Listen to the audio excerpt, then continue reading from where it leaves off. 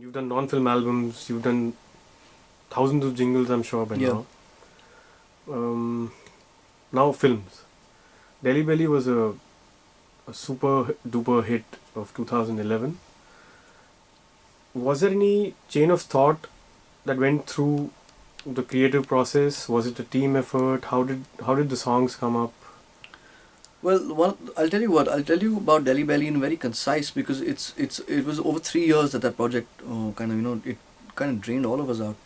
And the most difficult part about Delhi Belly was the fact that it was, I don't know how to explain this, but it was a completely unique idea. It was not an English film. It was not a Hindi film. It was an Indian film.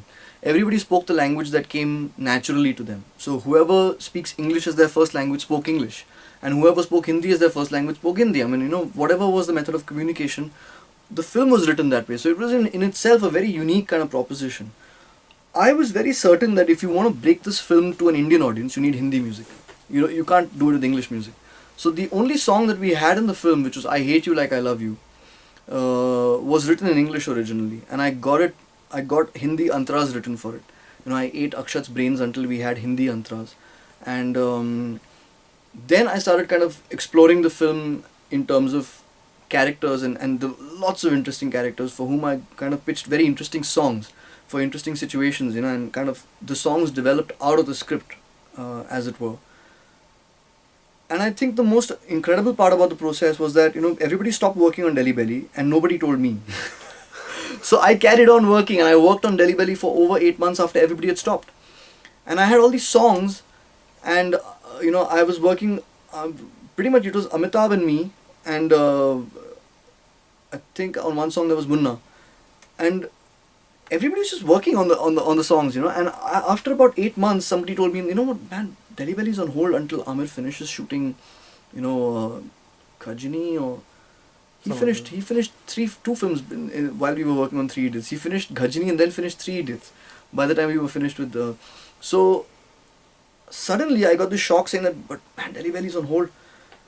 And I wrote a message to Amir out of panic saying that, man, I've been working on this film. I wrote it actually to Mr. Rao, who's the producer at AKP, saying that I've been carrying on working. Is there any possibility that Amir can hear the songs? Because there's a lot of work in them. As prompt as he is, he showed up the next day. Oh. Yeah, he was there the next day and he said, yeah, of course, play me what you've got. And he heard 4 songs and he just loved them and he said, wow, this is fun, this is great. I now have an angle into the film, I love the way that this is working, and carry on. And you just play me songs, whatever you've got, just play it to me. So I just went on that way. It was literally like that. It was literally out of working in isolation with this film that you have in your head, and I didn't even have the film's footage with me. So how did the narration was what you no, I had went the with? script. And I had seen the film. I had seen the film in screenings. I had seen the rough, edits in screenings. And everybody was polarized. A lot of the audiences were polarized, and everybody got back saying that in fact, see, this is the thing. This is the reason why you need a producer with conviction, because 50% of the people who saw the film told Amir, don't release this film. It will destroy your reputation. And the other 50 said it's a crazy film. You should release it. But it takes real guts for a producer to say that, I don't care, I'm going to release this film if I like it. If when it reaches the point when we all like it, then we'll put it out. So it was really that. And then what happened is, then he finished Game and came back on Delhi Belly, and Amir came back onto Delhi Belly after the edit was trimmed. And then on the edit came the last series of songs, which was, I think, Bhag Di Ke Bos and Tere Siva, which came up at the end. I had written Bhag Di Ke Bos again when I had read the script, and Akshat had given me this bunch of lines which I had developed into songs. So Akshat had given me 4 lines. One was I Hate You Like I Love You, and then I developed that song with Akshat himself as lyricist. Then Akshat wrote another line on a piece of paper saying Ja Chudail Kisi Nali Mein Gir. And then there was a third line which was Bhag Di Ke Bos Aandhi Aayi Hai. So these 3-4 lines we had on a piece of paper, out of which came Bhag Di Ke Bos, which I had composed much earlier. We just didn't have the words for it. So at the final stage, we kind of assembled the words and put it together. So you also contributed in the writing of the song in terms of the words and Yeah, I think everybody contributed. I mean, like for example, one of the sittings that we had on I Hate You Like I Love You. I think Jason, the cinematographer of the film, came up with that line, "Shake that biscuit." It was Jason's line. He said, "I think you guys should put in 'Shake that biscuit, baby.' I think it's a great line." And we just fell down laughing, saying, "What a line! Shake that biscuit. We have to put it in."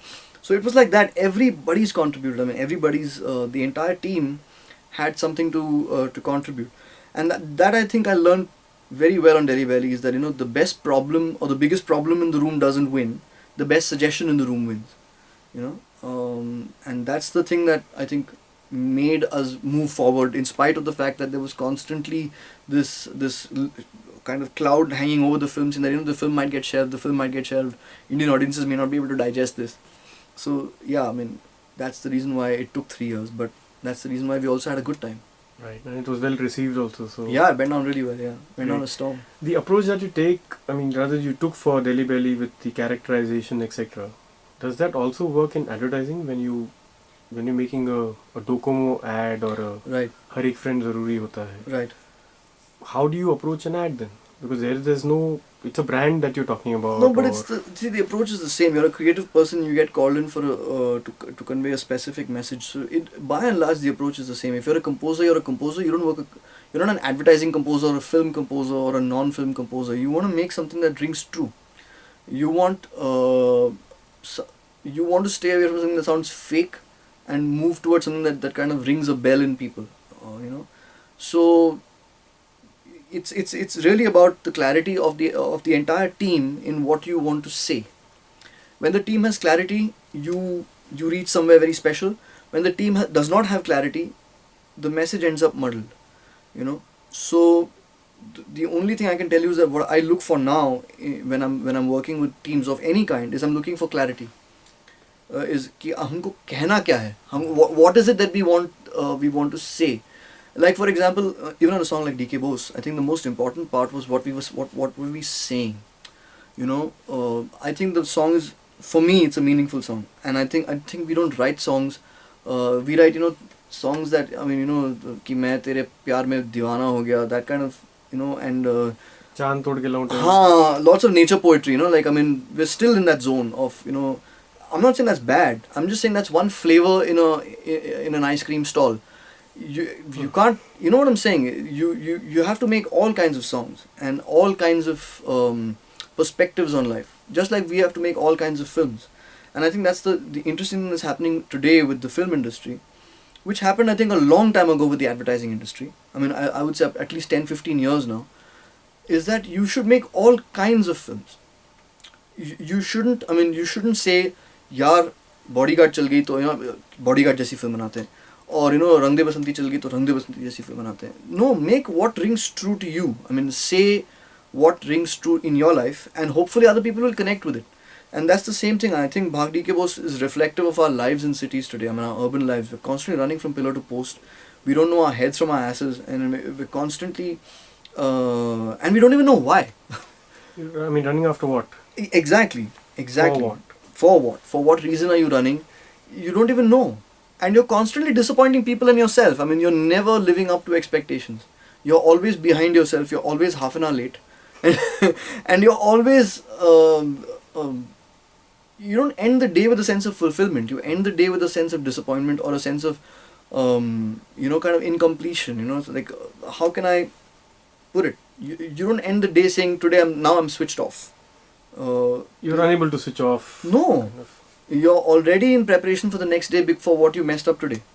So, that kind of Living. that life, that kind of lifestyle, it has to be addressed in a song. We have to talk about it. So I think the song reflects the language of the film, and also the film reflects the language of a certain generation of this country. So at that level, I think it's a very unpretentious film, and it's very real. And I think that's what rings true with people. It doesn't mean that everything I'm going to do in my life is going to be like that. Because I'm sure a lot of producers will come back to you saying, I mean, different producers, why don't you make a song? Oh yeah. I'll give you lyrics like those. Oh yeah, Just, and I think establish- more than films, I think advertising has been wanting that. Advertising has been saying, no, we need a track like DK Bose, and I'm like, I don't know. I think you're with the wrong person because I already did that. Right. You know, so yeah, I want to move forward. I don't want to stay in the same line and move horizontally across the. Speaking of ladder. moving forward, what are you doing now, and what's in the pipeline, if you can share? I'm doing Talash right now. I'm busy with that. I'm also working on this television project, which is quite intensive. There's like close to there's a lot of songs in that. There's a lot of songs in this In a project as television well. project. Yeah, and it's an interesting project because you'll hear about it. You'll hear about it. And then there's another movie happening called Rock the Shadi, which is a zombie film, which Navdeep is directing, who made Manorama, and it's got Abhay and Janelia in it, and it's got some really crazy music. That's got some genuinely nutty music. I mean, if Delhi Belly was extreme, this is taking it even further than that. Oh. So it's going to be quite mad. So that's that, and then but I think the film that right now I'm most focused on, and the work I'm most focused on at this point is Talash. It's an incredible film, and for a change, I'm working with a director who's obsessive. I mean, who's really she's driven. She knows her music, and she has very strong tastes in music, which will reflect in the film. And I Songs think- and background booth. yeah, songs and background as well, and it's going to reflect very strongly in the sound of the film, which I think people are going to be surprised by. Excellent. We look forward to that, Ram. Thanks, my Thank you pleasure. so much for spending time with us. My Thanks for pleasure. sharing your life with us. My pleasure. Thanks for listening to me. Thanks. Bye.